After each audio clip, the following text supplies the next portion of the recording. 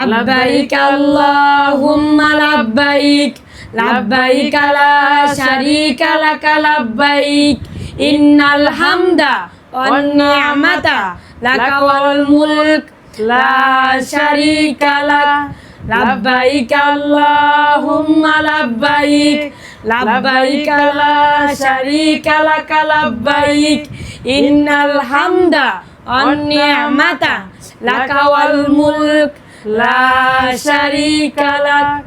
মা তুমি তো হানিমুনে গেলা অনেক টাকা খরচা কইরা, যদি তুমি হানিমুনে বাদ দিয়া যদি তুমি আল্লাহর ঘরে মক্কাতে যাইতা তাহলে তো তোমার অনেক সব হইতো। তুমি কেন লিগা হানিমুনে গেলা কও? এই ছেলেটা আজের কথা কয়, হানিমুনে গেছি হইলো তোর বাপে আমরা নিয়ে গেছে, তাহলে তুই এখন কাবার এই হজের কথা উঠাইছিস কে?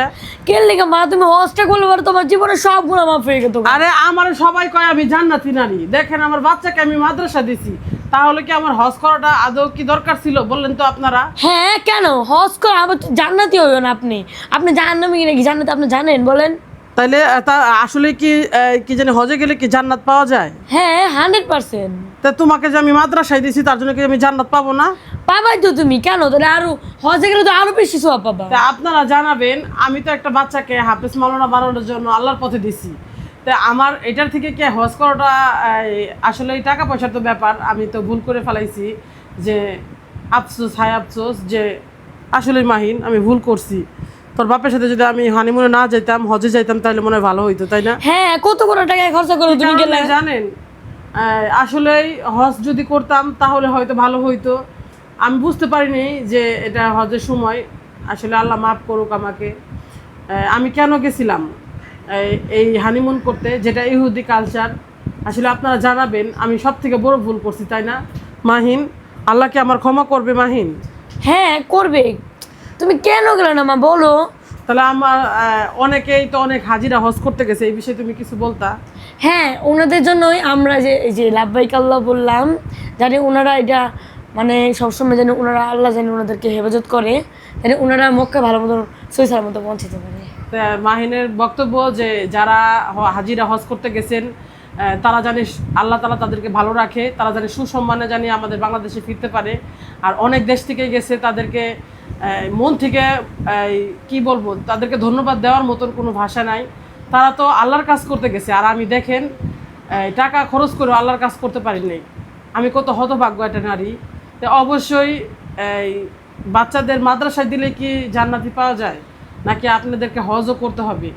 আমি তো ভুল করছি, আমার মতন কেউ ভুল করেন না এরকম, যে নিজের টাকা খরচ করে আল্লাহর ইবাদত না কইরা জাহান্নামের পথে যাওয়া। তো মাহিন, তাহলে আল্লাহ কি আমার এই পথ থেকে বের করবে? হ্যাঁ বের করবে। তুমি আল্লাহর কাছে তাহলে তুমি আল্লাহর কাছে একটা দোয়া করো, আর সব হাজিদের জন্য একটা দোয়া করো, যারা হজ করতে গেছে তাদেরকে আল্লাহ যেন কবুল করে নেয়।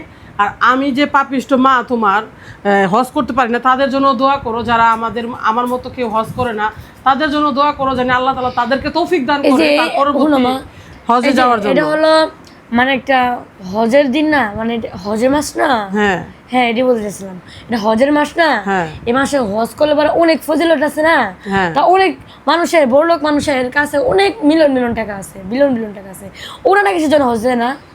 অবশ্যই এটা তাদের ব্যাপার, কে গেছে না গেছে তা তো আমরা জানি না। আমরা গরিব মানুষ, আসলেই আমার ঠিক হয় নাই মালয়েশিয়া যাওয়া।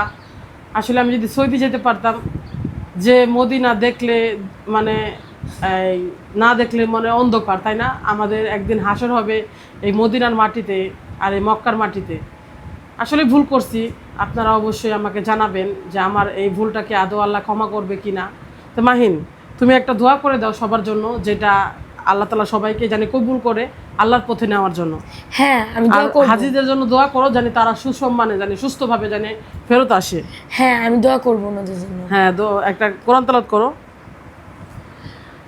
আউযু বিল্লাহি মিনাশ শাইতানির রাজীম। বিসমিল্লাহির রহমানির রহিম। তাবারাকাল্লাযী বিয়াদিহিল মুলক ওয়া হুয়া আলা কুল্লি শাইইন কাদির। আল্লাযী খালাকাল মাউতা ওয়াল হায়াতা লিয়াবলুয়াকুম আইয়ুকুম আহসানু আমালা ওয়া হুয়াল আজিজুল গফুর। সাদাকাল্লাহুল আযীম। আসলে যাইতে পারলাম না এই হজ করতে। আপনারা জানাবেন যে আমি কত বড় হতভাগ্য একটা নারী, যার সন্তান মাদ্রাসা পড়া সত্ত্বেও সে হজ করতে পারেনি।